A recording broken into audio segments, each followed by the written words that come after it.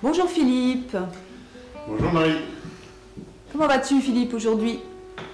Bah, tu vois, je prends ma tête de gentil parce que je dis on va parler du persécuteur. Je ne voulais surtout pas que les gens qui regardent nos vidéos aperçoivent que de temps en temps, moi aussi, je peux être aussi dans le rôle du persécuteur, donc je fais ma tête et bonjour. Voilà, bon, parce que c'est pas le rôle le plus facile, je le dis en rigolant. On peut encore accepter qu'on a quelquefois des comportements qui sont plutôt de victimes, de sauveurs, et c'est presque valorisable. Voilà, c'est presque valorisable. Voilà. Regardez les méchants comme ils sont méchants avec moi, dit la victime. Le sauveur, avec tout ce que je fais pour vous, regardez toute la gentillesse que je montre, tout ce que je fais, tous les... Voilà. Alors effectivement, le dernier angle du triangle, le persécuteur, c'est pas le plus valorisant, donc ça va être aussi le plus difficile à reconnaître chez nous. Mais quand je dis au fond que, à force de sauver tout le monde, à un moment, le sauveur devient le persécuteur d'une famille complète, d'une entreprise ou d'un système complet, oui. Donc, apparemment, ça a l'air vachement gentil. Apparemment, voilà, c'est un peu comme le Canada Dry, hein, ça ressemble, mais c'est pas la réalité. Donc, je pense qu'il n'y a pas de gentil ou de méchant. Chacun de ses rôles s'est construit pour chacun d'entre nous. Ouais, et on a notre angle préféré. Alors, le persécuteur, lui, si on revient toujours avec la même compassion, à regarder comment il s'est construit dans son enfance, c'est autour de la frustration, beaucoup de frustration. Soit parfait, ça elle l'a compris, et donc beaucoup de frustration. Du coup, un déficit, un manque d'estime de lui qui est évident, alors qu'il va compenser à sa façon. Voilà, c'est le hérisson aussi a sa façon de compenser pour mettre les gens à distance. Ça ne veut pas dire que le fond est moins bon qu'un autre être humain. Ça veut dire qu'il va trouver une façon d'exister qui va passer par ce qu'on peut de l'extérieur penser, définir comme de la persécution. Ce qui n'est pas tout à fait son senti à lui d'ailleurs. Alors, comment on pourrait le décrire? Souvent il est dominateur, il est plutôt castrateur, il a un côté imprévisible. Et ce qu'on va donc, quand on connaît un tout petit peu les gens qui sont souvent dans la persécution, ce qu'on va pouvoir s'apercevoir, c'est qu'ils projettent sur les autres ses propres problèmes, ses propres limitations. Il a du mal, là aussi, pour maintenir un ego, comme il n'a déjà pas une grande estime de lui. Donc il va pointer, alors c'est le côté persécuteur, il va pointer chez l'autre, mais souvent ce qu'il va pointer chez l'autre, c'est des choses qui lui appartiennent.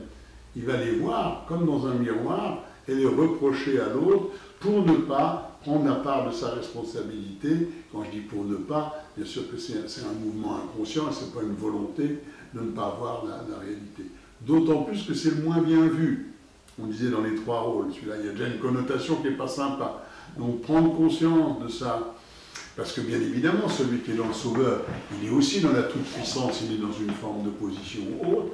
En prendre conscience et avoir vraiment envie de la rectifier, c'est déjà une belle démarche, hein, donc prendre conscience en premier. Donc il projette, et puis il va déverser son trop-plein de colère, de frustration sur les autres, et lui aussi, à sa façon, va stimuler assez brillamment chez l'autre de se retrouver ou dans l'enfance, donc dans un statut de victime. Alors dans l'entreprise, ça va être plutôt des victimes rebelles, ça va plutôt créer de la victime rebelle, mais aussi beaucoup de victimes passives. Donc il va emmener les gens dans un secteur qui est plutôt la victime, et éventuellement le sauveur. Mais il va bien les stimuler chez les autres quelque chose qui est de cet ordre-là. Ses phrases préférées, c'est... Alors lui, il ne s'embête pas avec des précautions oratoires. Oui. Voilà, il n'y a pas d'emballage. Hein. Vraiment, c'est rare qu'il y ait de l'emballage.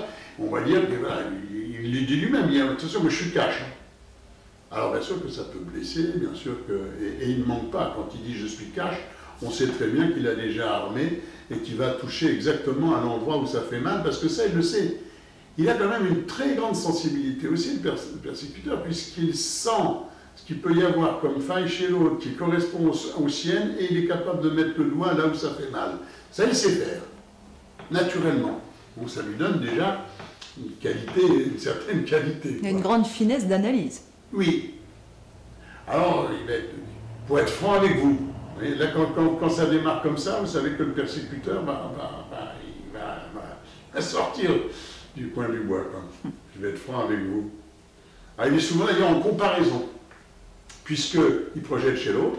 Il est tout le temps dans la comparaison, et souvent dans la comparaison, mais plutôt dévalorisante.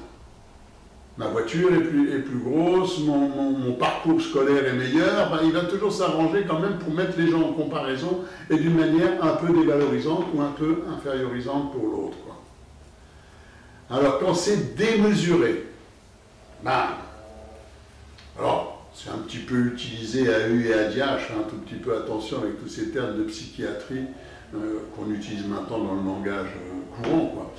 Mais le risque, c'est d'aller vers un narcissique pervers, c'est-à-dire voilà, quelqu'un qui va être vraiment dans la dévalorisation, en entreprise, dans la persécution, c'est ce qu'on va percevoir comme le persécuteur, celui qui persécute. Oui, c'est le harceleur. Oui, le harceleur dans l'entreprise, tout à fait. Quand il est dans ses extrêmes. Avec comme conséquence aussi dans sa vie privée ou professionnelle des ruptures violentes. Bien sûr. En même temps, pour avoir accompagné les deux, du côté persécuteur et du côté victime, je sais que c'est les deux. Je reviens à mon image du clou, quoi. Tant qu'on a une tête de clou, on rencontre des marteaux.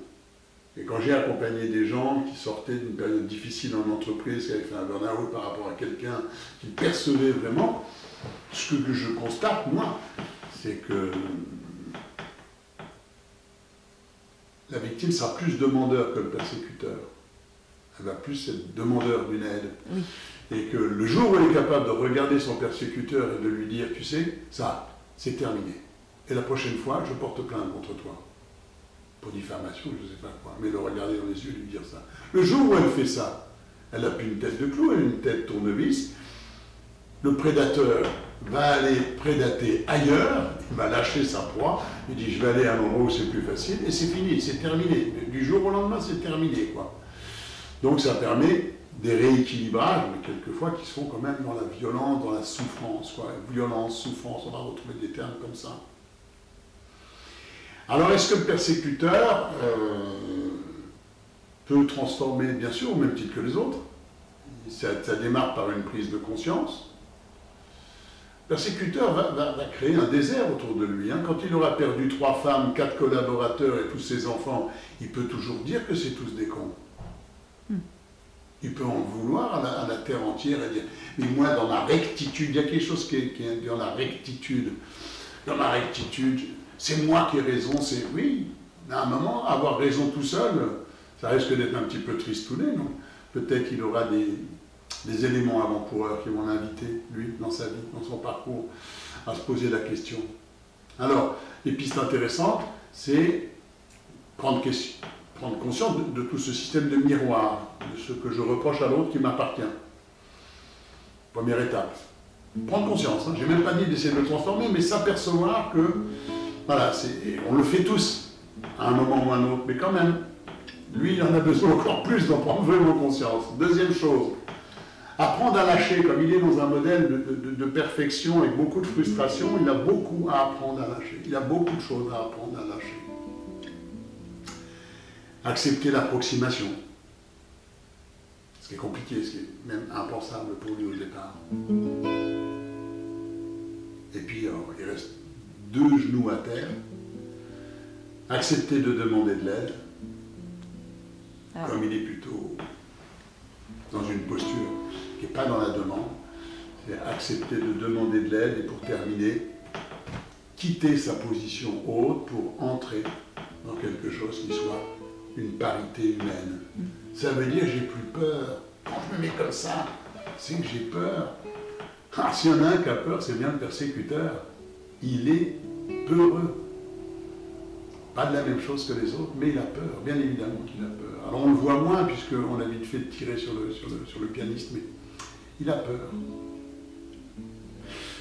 Lâcher, redescendre dans un niveau de parité, et lâcher aussi cette position haute de défense, quoi, de hérisson, quoi. Pour l'entourage... Est-ce qu'on peut l'aider, oui? À prendre conscience peut-être, à mettre en mots? Parce que c'est un vrai parcours là d'accompagnement. Au long cours. D'ailleurs, les pistes que je vous donne pour aider ou pour accompagner, c'est des pistes bienveillantes, mais au long cours, on ne transforme pas une structure comme ça du jour au lendemain, sauf à ce que la personne fasse vraiment un travail personnel, un travail de développement personnel, ou un travail de thérapie. Voilà, c'est en décennies qu'on va compter, alors ça, c'est toujours mieux que rien, si ça s'améliore, c'est déjà ça de gagner. Hein. Alors, qu'est-ce qu'on peut lui proposer à la personne qui est dans l'entourage, avec quelqu'un qui est comme ça, ou qui est souvent dans ce coin-là du triangle? Un, l'inviter, alors si c'est notre enfant, si c'est notre conjoint, ou quelqu'un qu'on apprécie, l'inviter vraiment à être qui il est. On sent qu'il y a un masque hein, dans cette posture. Donc, tout ce qui va dans le sens de sois qui tu es, sois simple, et je t'aime comme tu es. Voilà, tu n'as rien à faire, tu n'as aucune posture douloureuse ou à maintenir en permanence, parce que là, tu es en train d'y consommer beaucoup d'énergie. Donc ça, tous les messages qui vont aller dans ce sens-là vont l'aider aussi, voilà, ça va mettre du temps, mais vont l'aider à redescendre un tout petit peu. Alors ensuite, il va falloir, si c'est quelqu'un qu'on a dans son entourage professionnel, solliciter sa délégation. Comme c'est quelqu'un qui a peur, il a du mal à déléguer, souvent il est dans le pouvoir, il garde tout. Et donc, c'est d'aller le voir, mais pas en position basse, mais vraiment dans l'adulte, en disant, écoute, ce dossier, j'aimerais bien le faire de A à Z, est-ce que c'est d'accord pour toi de me faire confiance? Voilà. Et si on est son enfant, ou si on est... Voilà. C'est de solliciter des dossiers qu'on va prendre de A à Z, voilà, pour qu'il n'y mette pas son grain de sel, qu'il n'y mette pas son pouvoir, et gagner sa confiance, pour qu'il lâche. Gagner sa confiance pour qu'il lâche. Oui, j'allais dire aussi, le rassurer. Le rassurer. Puisque ce qui lui manque, lui, c'est vraiment la permission. Et en particulier, la permission d'exister comme il est. Il a, voilà, dans son enfance, cru qu'il fallait faire des tas de choses, d'être dans une certaine position pour exister. Et il a besoin de lâcher ça. Est-ce que ça te paraît clair, toi? Oui, c'est clair, c'est très clair. Je suis content de l'avoir exprimé avec compassion, autant pour les deux autres rôles. Parce que très honnêtement, j'ai autant de compassion pour chacun de ces rôles.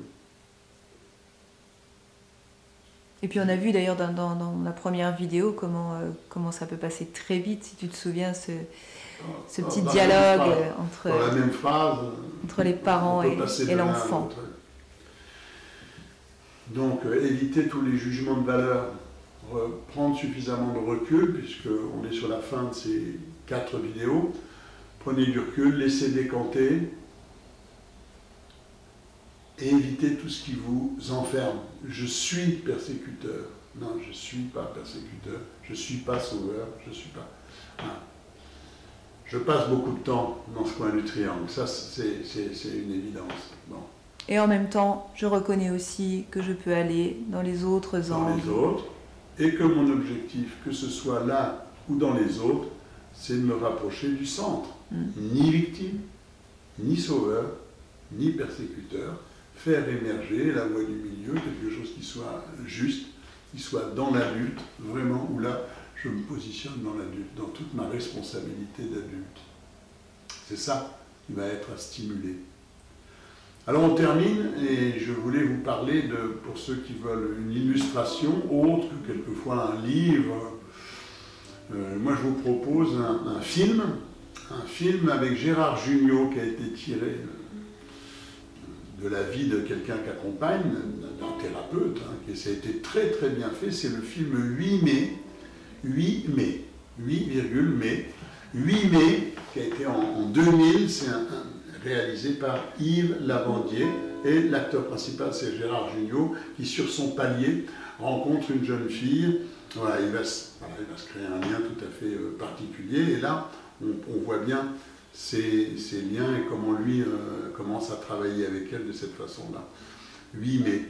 Donc voilà, je vous propose de regarder ce film si vous voulez un petit peu plus de renseignements d'une manière voilà, agréable sur ce triangle de Karpman. Je ne sais pas ce qu'on va faire. Marie, tu as des idées pour la suite? En tout cas, j'écoute vos propositions. Voilà, n'hésitez pas à mettre non seulement des commentaires au niveau des vidéos, je prendrai le temps, moi ou toi ou les gens de l'équipe, de vous répondre, et puis aussi de s'inspirer si vous avez des thèmes que vous voulez qu'on aborde. C'est pas qu'on manque d'idées, mais Non, on ne manque pas d'idées. voilà, n'hésitez pas, sollicitez-nous, posez-nous des questions, ce sera toujours avec plaisir. Et puis, voilà, portez-vous bien. Portez-vous même de mieux en mieux en essayant de trouver cet épicentre, voilà, du triangle, la justesse à l'intérieur de vous. Qu'est-ce qui est juste pour moi? Et une fois que j'ai démarré, que j'ai répondu à cette question, généralement, ça ajuste un peu mes postures par rapport aux autres. Quelque chose pour terminer, Marie?